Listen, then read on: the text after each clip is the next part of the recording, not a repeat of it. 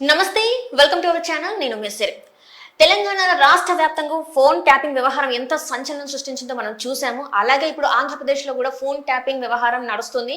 చంద్రబాబు నాయుడు గారి phone tap చేస్తున్నారని చెప్పేసి అయితే వార్తలు వస్తున్నాయి. చంద్రబాబు నాయుడు గారే కాకుండా వాళ్ళ కుటుంబ సభ్యులకు కూడా ఫోన్ ట్యాపింగ్ జరుగుతుందని చెప్పేసి మనకు వార్తలు వస్తున్నాయి. అయితే దీని మీద మాట్లాడడానికి మనతో పాటు ఉన్నారు TDP official spokesperson Suryadevara Latha గారు. నమస్కారం మేడం. నమస్తే మనం ఇప్పుడు చూస్తున్నట్టయితే మనం తెలంగాణలో చూసాం ఎంత సంచలనం సృష్టించింది మన ఫోన్ ట్యాపింగ్ వ్యవహారం అనేది. అయితే ఇప్పుడు ఆంధ్రప్రదేశ్లో కూడా చంద్రబాబు నాయుడు గారు చెప్తున్నారు తన ఫోన్ ట్యాప్ చేస్తున్నారు, నాదే కాదు నా కుటుంబ సభ్యులు కూడా ఫోన్ ట్యాప్ చేస్తున్నారు అని చెప్పేసి అంటున్నారు. దీన్ని మనం ఎలా పరిగణించాం?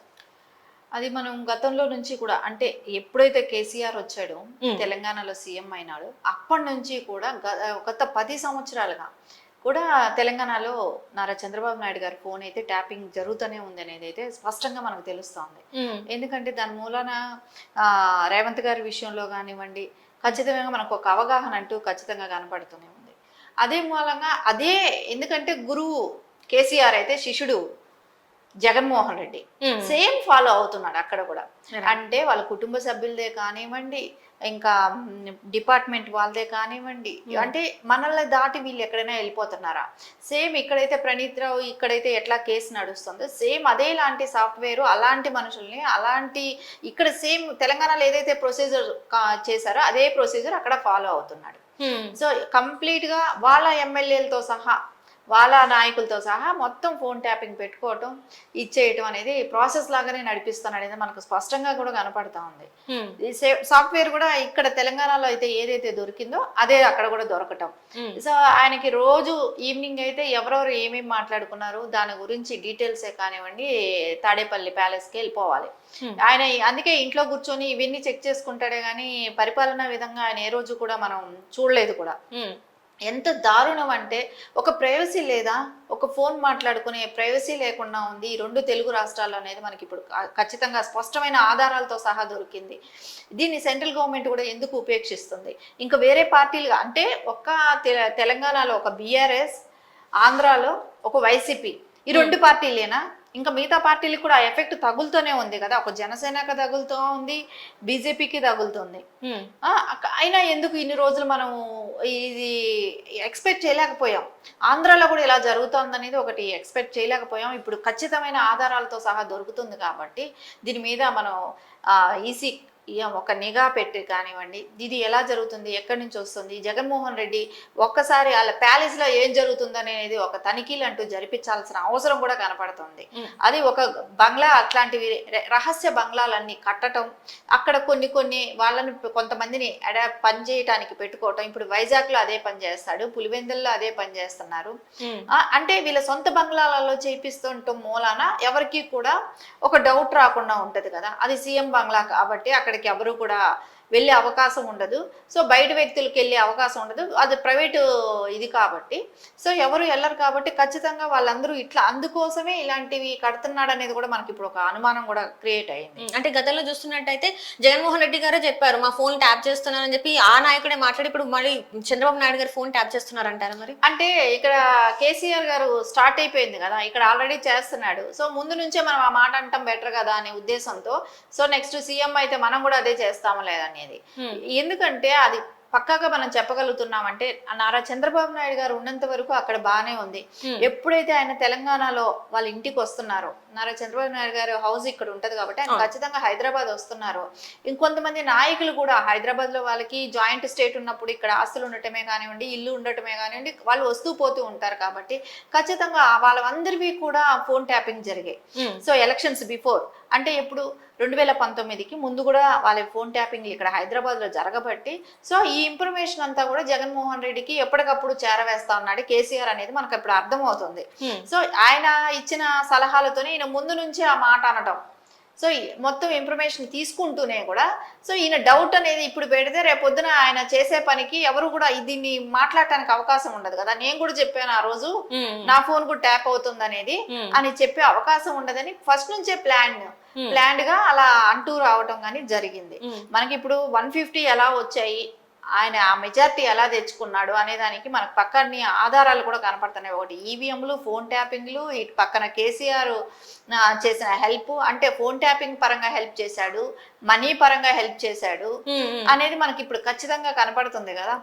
ఇక్కడ నుంచి డబ్బులు కూడా తరలించడం కూడా చేశాడు తెలంగాణ గవర్నమెంట్, తెలంగాణ స్టేట్ నుంచి. సో ఫోన్ ట్యాపింగ్ చేసి ఇక్కడ ఉన్న నాయకులు, అంటే ఎవరైతే ఆంధ్ర నుంచి తెలంగాణ వచ్చి ఇక్కడ ఉండి వెళ్తుంటారో ఆ నాయకులు అందరివి కూడా ఫోన్ ట్యాపింగ్లు చేయటం, ఇవన్నీ ఒక ప్రాసెస్ లాగా నడిపించాడు. అన్నీ జగన్మోహన్ రెడ్డికి అందవేస్తూ తొత్తులాగా ఇద్దరు కలిసి 2 రాష్ట్రాల్లో కూడా అందరి ఫోన్లు ట్యాపింగ్ చేయటం, అందరి సీక్రెట్స్ వాళ్ళు వినటం, అన్ని పార్టీలను కూడా నిర్వీర్యం చేయాలి, మనం ఒక్క పార్టీలే మనం బలంగా ఉండాలనే ఉద్దేశంతోనే చేసిన పని అనేది స్పష్టంగా మనకు కనపడుతుంది. అంటే ఇక్కడ చూస్తున్నట్టయితే తెలంగాణలో రేవంత్ రెడ్డి గారు కూడా అనేక సార్లు చెప్పేశారు ఏంటంటే నా ఫోన్ ట్యాప్ జరుగుతుంది, నా కుటుంబ సభ్యుల ఫోన్ కూడా ట్యాప్ చేస్తున్నారని చెప్పేసి. ఇదే సేమ్ అలాగని ఇక్కడ చంద్రబాబు నాయుడు గారి ఫోన్ అన్ని కుటుంబ సభ్యులు కూడా ఫోన్ చేస్తున్నారంటే అంటే వాళ్ళకి ఏం కావాలి, దేనికోసం ఇలాంటివన్నీ పాల్పడుతున్నారు? అసలు రాజకీయ దాహం అని ఉంటది కదా, ఆ దాహంగా వాళ్ళు అదే సీట్ లో పర్మనెంట్ గా మనమే కూర్చోవాలి, మనం చేసే అరాచకాలు ఎవడో క్వశ్చన్ చేయకూడదు, మనం ఈ రాష్ట్రాన్ని దోచుకునే సొమ్ముని ఎవడో అడగకూడదు, మనం పర్మనెంట్ గా సీఎం గా ఉండాలి, మనం ఏం చేస్తే అదే అంటే ఒక రాచరికం లాగా. ఇద్దరు 2 రాష్ట్రాలు వాళ్ళు కూడా వాళ్ళు ఏ రోజు సెక్రటరేట్లకు వెళ్ళి వాళ్ళు ఏ రోజు ప్రజా సమస్యల మీద పోరాడారు? ఈ ఇద్దరు సీఎంలు కూడా ఎప్పుడు ఆయన ఫామ్ హౌస్ కి కేసీఆర్, ఈయన తాడేపల్లి ప్యాలెస్ లో కూర్చుంటాడు. ఎక్కడ వీళ్ళు ప్రజా సమస్యల మీద ఎక్కడ పోరాడారు? సో వీళ్ళకి ఏ రకంగా మెజారిటీ వస్తుందని కూడా వీళ్ళు అసలు మేము పనిచేసి మెజారిటీ తెచ్చుకోవాల్సింది. మళ్ళీ ఫోన్ ట్యాపింగ్లు, స్కామ్లు, వీటి మూలాన వీళ్ళు మెజారిటీ వస్తుంది అనేది మనకు అర్థమవుతుంది కదా. ఏ రోజు ప్రజల్లోకి వెళ్ళి ఒక సమస్య మీద పోరాడిన వాళ్ళు కూడా కాదు వీళ్ళు. సో వీళ్ళు ఓన్లీ ఫోన్ ట్యాపింగ్ల ఆధారంతోనే ఈ రోజు మనకు అన్ని బయటపడుతున్నాయి కాబట్టి, స్పష్టంగా ఆధారాలతో సహా దొరుకుతున్నాయి కాబట్టి ఖచ్చితంగా మనకు వీళ్ళు ఫోన్ ట్యాపింగ్లు చేసి అన్ని పార్టీలని కూడా అనగదొక్కటం జరిగింది. అందరినీ బెదిరించటం, భయపెట్టడం, ఇవన్నీ చేసి వాళ్ళ పార్టీల్లోకి లాక్కోవటం కూడా. ఎందుకంటే బ్లాక్ మెయిలింగ్ అదే మహిళలకి, హీరోయిన్లకి జగన్మోహన్ రెడ్డి కూడా చేసి ఉంటాడు, ఆయన చేసే ఉంటాడు ఇట్లాంటివన్నీ. ఎందుకంటే ఆయనకి ఫస్ట్ గతంలో కూడా ఈ అలవాట్లు ఉన్నాయి కాబట్టి ఖచ్చితంగా కూడా ఆయన ఇట్లాంటివన్నీ చేసే పని చేస్తూనే ఉన్నాడు. సో అందుకే సినిమా వాళ్ళు కూడా చూడండి, ఎవ్వరు కూడా నోరెత్తి మాట్లాడలేకపోతున్నారు. ప్రతి ఒక్కరిని బ్లాక్ మెయిల్ చేయటం, ప్రతి ఇండస్ట్రీల వాళ్ళు ఇంకా అక్కడ ఉంటే ఈ బాధలు తట్టుకోలేకపోతున్నామని వాళ్ళ రాష్ట్రం వదిలి పారిపోవటమే కానివ్వండి, ఇవన్నీ కూడా మనం స్పష్టంగా మన కంటికి కనపడుతున్నాయి. సో ఎవ్వరు కూడా నోరెత్తి మాట్లాడలేరు, నోరెత్తి ఎదిరించలేరు. మీడియా కూడా ఎలా అయిపోయింది, మీడియా వాళ్ళు కూడా ఎదిరించి మాట్లాడితే వాళ్ళ మీద కేసులు పెట్టే ప్రభావం కూడా చేశారు. సో వాళ్ళకి నోటీసులు పంపించడమే కానివ్వండి, వాళ్ళకి కేసులు పెట్టడమే కానివ్వండి, నయానా భయానా బెదిరించడమే కానివ్వండి, ఇవన్నీ కూడా జరిగినాయి అనేది మనకు కనపడుతూనే ఉంది. గత ఈ తెలంగాణ స్టేట్ లో 10 సంవత్సరాలు, ఈ ఆంధ్ర గవర్నమెంట్ లో ఏమో 5 సంవత్సరాలుగా మనం చూస్తూనే ఉన్నాం. అంటే ఇక్కడ చూస్తుంటే ఇక్కడ రియల్ ఎస్టేట్ వాళ్ళ పేర్లు చాలా మంది పేర్లు వచ్చినాయి, హీరోయిన్స్ ల పేర్లు చాలా మంది వచ్చినాయి, అండ్ అట్లనే ఏంటంటే రాజకీయ నాయకుల పేర్లు కూడా వచ్చినాయి. సేమ్ అదే విధంగా అక్కడ ఆంధ్రాలో కూడా జరిగే అవకాశం ఉందంటారా? మరి ఖచ్చితంగా ఆంధ్రాలో కూడా అదే జరుగుతుంది కూడా. ఎందుకంటే అది జరుగుతున్నది అనేది మనకు కనపడుతుంది. ఎందుకంటే రాజకీయ పరంగా కూడా ఎవరు కూడా అక్కడ ఉండట్లేదు. సో ఓడిపోయిన తర్వాత భయానికి వాళ్ళు వేరే స్టేట్లకు వచ్చి వాళ్ళ పిల్లలతో సహా ఉండి చదివించుకోవటం, ఇట్లాంటివి జరుగుతూనే ఉన్నాయి. ఎందుకంటే అక్కడ వసతులు లేకుండా పోవటం ఒకటి, అక్కడ ఉండటానికి భయపడటానికి ఒకటి, ఫ్యాక్షన్ రాజకీయాలు జగన్మోహన్ రెడ్డి తీసుకురావటమే కానివ్వండి, బిల్డర్స్ అట్లాంటి వాళ్ళని బెదిరించి డబ్బులు వసూలు చేయటమే కానివ్వండి, ఇలాంటివన్నీ కూడా ఆయన క్రమంగా ఇవన్నీ చేసుకుంటూ రావడంతోనే కొంతమంది ఇండస్ట్రియలిస్టులు కూడా అక్కడ నుంచి వచ్చేసి పక్క రాష్ట్రాలకు వెళ్ళిపోవటమే కానివ్వండి, ఇవన్నీ గతం నుంచి ఇప్పుడు ఈ 5 ఏళ్లుగా ఈ ప్రాసెస్ నడుస్తూనే ఉంది. కాబట్టి ఎక్కడికెక్కడ వీళ్ళు బెదిరించడం, బ్లాక్ మెయిల్ చేయటం, డబ్బులు వసూలు చేయటం, కాదంటే చంపడం, ఇవన్నీ కూడా మనకు చూస్తూనే ఉన్నాం. ఈ గత 5 ఏళ్లలో ఆంధ్రప్రదేశ్ లో జరగని ఘోరం అంటూ ఏముంది? అన్ని మనుషుల్ని, ఇంకా మనిషి ప్రాణం అంటే విలువ లేదు, మనిషి ప్రాణాలకు విలువ లేకుండా అంటే తెలుగుదేశం సానుభూతి పరులైనా అట్లాగే చేస్తున్నారు. వాళ్ళకి కావాల్సిన మనీ ఇవ్వకపోయినా, వాళ్ళకు చెప్పినప్పుడు పార్టీల్లో మారకపోయినా, వాళ్ళకి ఈ రకంగా బెదిరించడాలే కానివ్వండి, రాళ్లతో దాడిలే కానివ్వండి, వాళ్ళ ఆస్తులు ధ్వంసం చేయడమే కానివ్వండి, ఇవన్నీ కూడా ఒక ప్రాసెస్ గానే నడుపుకుంటూనే వస్తున్నారు. దీని అంతటికి సరే ఇప్పుడు 5 ఏళ్లు భరించారు, ఇకనైనా ఎలక్షన్ కమిషన్ కోడ్ వచ్చింది కాబట్టి ఇప్పుడైనా సరే సో వాళ్ళకి అక్కడ సరైన అందరికీ అక్కడ ప్రజలకందరికీ ఒక రక్షణ అంటూ ఉండాలి. వాళ్ళంతటా వాళ్ళు ఓటేసుకునే స్వేచ్ఛ ఒకటి కల్పించాలి. ముందు ఈ ఫోన్ ట్యాపింగ్ ని అరికెట్టే మార్గం కూడా ఖచ్చితంగా సెంట్రల్ గవర్నమెంట్ దృష్టి పెట్టాలనేది కూడా ఖచ్చితంగా ప్రజలందరూ కూడా కోరుకుంటారు. Right madam, right. Thank you so much madam. Thank you.